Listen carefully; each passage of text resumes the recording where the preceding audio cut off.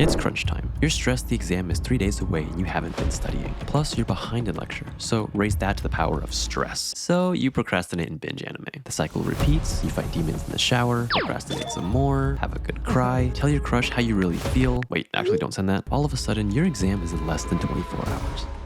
Well, it's time to cram. So I never endorse cramming. I also understand that shit happens, and the only way to go is forward. I've been there too. But if you follow this 3-step plan, I'm confident you will not fail your exam tomorrow. Step 1 is to focus on the high yield concepts. First and foremost, before anything else, figure out what's most important to study. This is huge. A lot of students succumb to last minute pressure and enter panic mode. They'll open day 1 PowerPoint and raw dog every lecture start to finish. Don't do this, because not all information is created equal. Some concepts are super complex. It can take hours to learn. And if your exam is multiple choice, hate to break it to you, but it's only worth 1 point. But this is actually a good thing because it gives us 2 criteria to determine what to study. Number 1, is this concept high yield? Start by looking at the syllabus or asking your classmates and upperclassmen for the breakdown of the exam. Better yet, ask your teacher what to focus on. They're the ones making the test. A lot of sneaky teachers will say something vague like, everything in the chapter is fair game, or you should know everything we covered. Annoying for sure, but in these cases, you're on your own. So use the 80-20 rule. Generally speaking, 80% of classes are tested on 20% of the core concept. These are the fundamental concepts in each lecture that everything else builds off of. Most chapters only have a few important takeaways.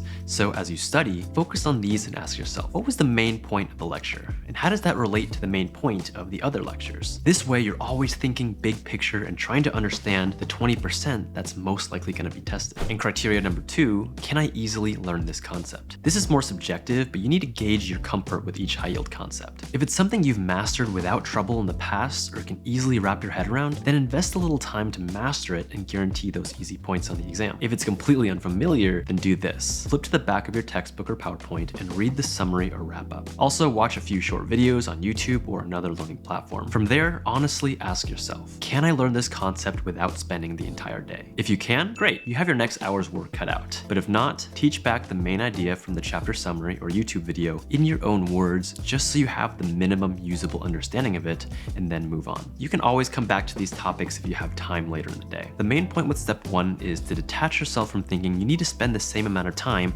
on every lecture. Stop panicking by trying to get through every detail of every topic. Figure out if it's high yield and if it's reasonable for you to learn quickly. Cram with a plan. We just talked about what to study. Now let's go over how. Part 2, use high return strategies. Just like step 1, the goal of step 2 is to use study strategies that give you the highest return. Avoid passive studying. No rereading notes or lecture slides, no highlighting, no mindless note-taking. Panicked students think they need to lay eyes on all the information, so they speed read through every lecture, hoping their brain will remember something valuable. Again, don't do this. Rushing through information just to catch a word here or there isn't helpful. Honestly, it'll backfire during the exam because of the mere exposure effect, where we tend to develop preferences for things that are familiar to us. Say you're reading a vignette for a test question, and of course it makes absolutely no sense because you crammed. Looking at the answer choices, you recognize a word and think, ah, yes, I remember seeing this word. I don't know what it is or what it means, but I'm gonna pick it because it's familiar for my cramming. Not the best test-taking strategy. You're better off just guessing. Familiarity without comprehension can be dangerous. Instead, here are smarter ways to go about it. First, use practice problems, but be strategic. Panic students are afraid they won't have time to learn everything, so they read through practice questions and their answers without trying to solve them. Again, this is just to lay eyes on the information. The problem is, they don't actually understand the answers. Test questions most likely won't be the exact same as the homework or past papers. So without understanding why the answer is the answer, it's useless. What you should do is learn the thought process. Spend a few more minutes thinking about what concept is being tested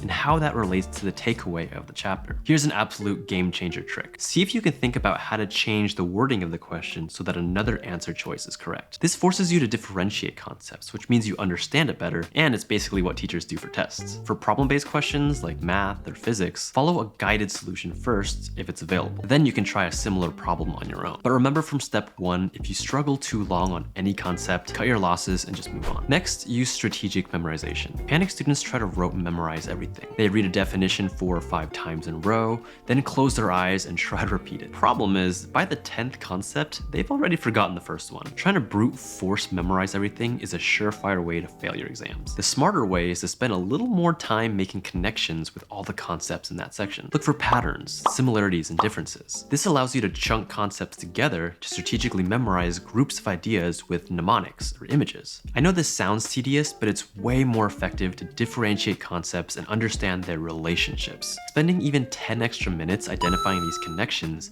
can easily guarantee you 2 or 3 more questions on the test, which is a huge return on your study time. Next, take strategic breaks. Most likely, you're gonna need to study 12 plus hours today. Tough, but be strategic about it. Panic students attempt to study all day long without breaks. Even when they start to lose focus, their Torah tendencies emerge and they stubbornly try to power through. By hour 3, they're completely burnt out and scrolling TikTok. The smarter approach is to take strategic breaks. Use HIIT, or high intensity interval training. Set a clear study goal for a laser focused block of time and then take a quick break. Some rookies prefer to call this Pomodoro, but it's the same idea. For example, set your timer for 50 minutes and dedicate it entirely to learning a single high yield concept. Then take a 10-minute break. We focus much better with a clearly defined goal, and the breaks allow our mind to reset instead of burning out. Use that break time to move around and clear your head. Go take a walk, grab food or drinks, or take a shower or something, since you probably haven't done that today. So these strategic study strategies all have one thing in common. They're super high effort, which feels uncomfortable. But discomfort means learning is happening. And when we have very little time, we can't afford to study where learning isn't happening. And this is why step 3, maintaining high energy studying, is equally as important as the first 2 steps, so we can keep our mental capacity strong. No matter what I say, I know you're gonna stay up all night, pound energy drinks, skip meals and all that. I probably don't need to remind you that this can negatively impact your performance. But here's how you can keep up your energy while studying, even if it's last minute. First, don't pull an all-nighter. If you wanna study well into the night, that's your choice. But I can't stress how important it is to sleep before an exam. Think about it this way. An athlete who had a match the next day wouldn't practice all day and then stay up all night practicing. They would be absolutely exhausted. Just like our body, our mind needs rest in order to perform. Sleep consolidates what you learned into your long-term memory. My advice, if not a full 6 to 8 hours, is to go to bed earlier for a few hours. Wake up early and continue studying. Nothing productive ever happens after 2 a.m. Plus, this will prevent the possibility of oversleeping and missing the exam. Next, it's okay to skip meals, but don't skip food altogether. Our brain uses up a lot of energy and we need to keep it going. But instead of taking a full-on lunch or dinner break, just snack throughout the day. Big meals can cause postprandial hypoglycemia, aka food comas, which make it really hard to focus. By snacking, we avoid the tired feeling and keep a steady energy level throughout the day. Pick snacks that are nutrient dense. Protein bars, almonds, veggies, or fruit. You don't have to limit it to just snacks too. Like, you can just break up your meals. If you get a bowl from Chipotle, eat a quarter of it every break over the course of 4 hours instead of all at once. And also grab a big 40-ounce water bottle for the day. Staying hydrated is also super important. And next, be careful with your caffeine intake. It's okay to go above your normal caffeine dose for the day, but don't go too overboard. Too much caffeine can add to your anxiety, rev you up so much that your productivity actually goes down. I'd also be mindful of how late in the day you want to have another cup of coffee or Celsius or something. You don't want it to interfere with your precious sleep, so maybe call it quits after 4 p.m. Alright, so here's a mind-blowing secret. The 3 steps to cram for an exam are actually no different from how you should study for any exam. Because if you improve your study efficiency by focusing on the high-yield concepts and your study effectiveness focusing on the high-return strategies, that means you'll learn more information in less time, which is the exact goal of cramming. Crazy, right? And because you're maximizing high energy studying, you free up time for self-care and actually enjoying life. What if you turn cramming into your normal study routine? So at Cajun Koi Academy, we empower our rookies to study smarter so they can focus on self-discovery. So subscribe to the channel if that sounds appealing to you, and check out our study skills playlist right over here.